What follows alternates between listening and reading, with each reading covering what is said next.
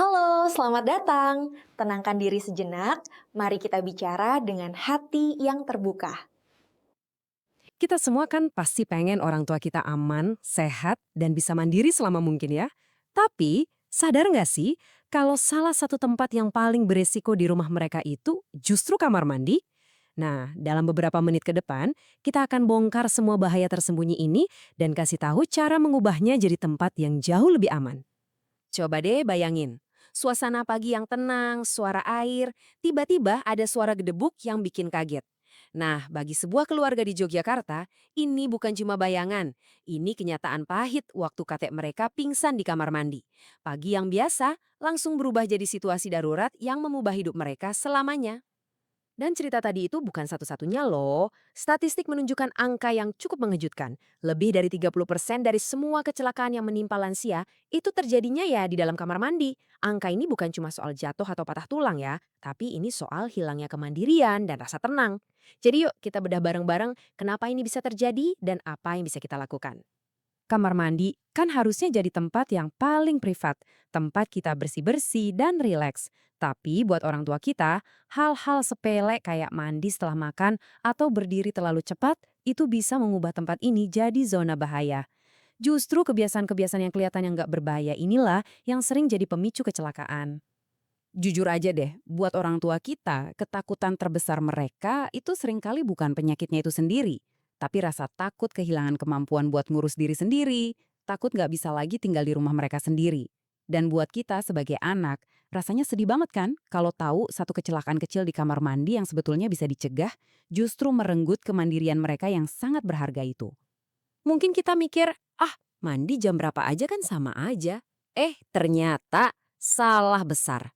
Waktu mandi itu bisa jadi faktor resiko yang sangat signifikan. Yuk kita cari tahu kenapa kapan kita mandi itu sama pentingnya dengan bagaimana cara kita mandi, terutama untuk para lansia. Oke, sekarang kita masuk ke intinya. Saya akan ungkap satu kebiasaan mandi yang paling umum tapi juga paling berbahaya yang mungkin tanpa sadar sering dilakukan oleh orang tua kita setiap hari. Siap? Dan pelakunya adalah mandi langsung setelah makan. Kedengarannya sepele ya, tapi bagi seorang nenek di Makassar, kebiasaan ini bikin beliau pingsan setelah sarapan. Nah, di slide berikutnya kita akan bahas sisi ilmiahnya. Kenapa? Kombinasi makan dan langsung mandi ini bisa bahaya banget. Gini deh, bayangin tubuh kita itu kayak sebuah kotak dengan pasokan listrik yang terbatas. Nah, setelah kita makan, semua listrik atau aliran darah itu dipusatkan ke pabrik pencernaan. Terus kalau kita langsung mandi pakai air hangat, tubuh kita menyalakan pemanas lain, yang artinya listriknya harus dibagi juga ke kulit. Akibatnya, sistemnya kelebihan beban, nah, mati lampu alias pusing atau pingsan bisa terjadi di otak. Untungnya, solusinya itu gampang banget. Cukup sabar sedikit. Dengan nunggu sekitar 30-45 menit setelah makan, kita kasih waktu buat tubuh menyelesaikan tugas pencernaannya dulu. Ini perubahan kecil yang dampaknya besar banget buat keamanan. Selain setelah makan, pagi hari itu sendiri juga punya tantangannya. Timeline ini nunjukin kenapa mandi antara jam 4 sampai 5 pagi atau pas baru banget bangun tidur itu bisa bikin tubuh lansia stres. Tekanan darah masih belum stabil, jadi risikonya lebih tinggi. Waktu terbaik itu setelah tubuh agak bangun, mungkin sekitar jam 6 sampai 8 pagi. Oke, kita udah bahas soal kapan waktu mandi yang aman. Tapi itu baru setengah dari cerita. Sekarang kita geser fokusnya ke di mana, yaitu lingkungan kamar mandinya sendiri dan bagaimana gerakan-gerakan simpel di dalamnya bisa jadi berbahaya. Coba deh bayangin, suruh air itu kayak remote buat pembuluh darah orang tua kita. Kalau airnya terlalu panas, pembuluh darahnya bisa langsung melebar dan tekanan darah jadi anjlok. Sebaliknya, kalau airnya kedinginan, pembuluh darahnya menyempit, tekanan darah melonjak, dan jantung jadi kerja ekstra keras. Dua-duanya sama-sama bahaya. Jadi kuncinya adalah air hangat suam-suam kuku. Nah, sekarang sambil saya sebutin 5 bahaya fisik ini, coba deh Anda bayangin kondisi kamar mandi di rumah.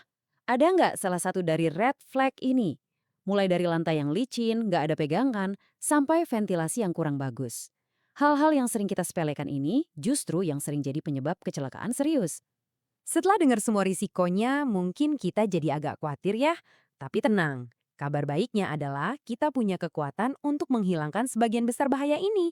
Dan gak perlu renovasi besar-besaran kok. Yuk kita lihat beberapa solusi yang simple dan gak mahal. Ini dia checklist utama keamanan kamar mandi Anda. Anggap aja setiap poin ini kayak malaikat pelindung buat orang yang kita sayang. Keset anti-slip buat mencegah kepleset. Pegangan buat stabilitas. Ventilasi yang bagus buat pasokan oksigen.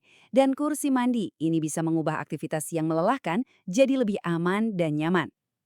Oke, ruangannya udah kita bikin lebih aman. Sekarang kita bahas soal kebiasaannya.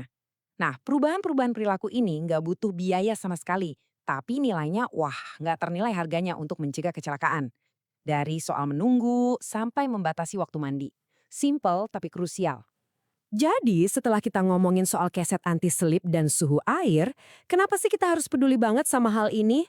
Karena ini bukan cuma soal mencegah tulang patah, ini soal menjaga sesuatu yang jauh lebih berharga, kemandirian dan martabat orang tua kita.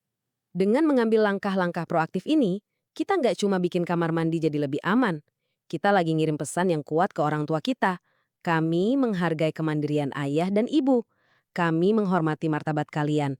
Dan kami akan melakukan apapun untuk membantu kalian mempertahankannya. Jadi saya mau kasih Anda satu tantangan kecil. Hari ini coba deh, luangkan 5 menit aja buat masuk ke kamar mandi di rumah. Entah rumah orang tua atau rumah Anda sendiri. Lihat dengan kacamata baru, dengan semua pengetahuan yang baru kita bahas. Cari satu hal aja yang bisa Anda ubah minggu ini untuk membuatnya jadi tempat yang lebih aman. Karena kalau sudah urusan melindungi orang yang kita cinta, tindakan sekecil apapun bisa membuat perbedaan yang sangat besar.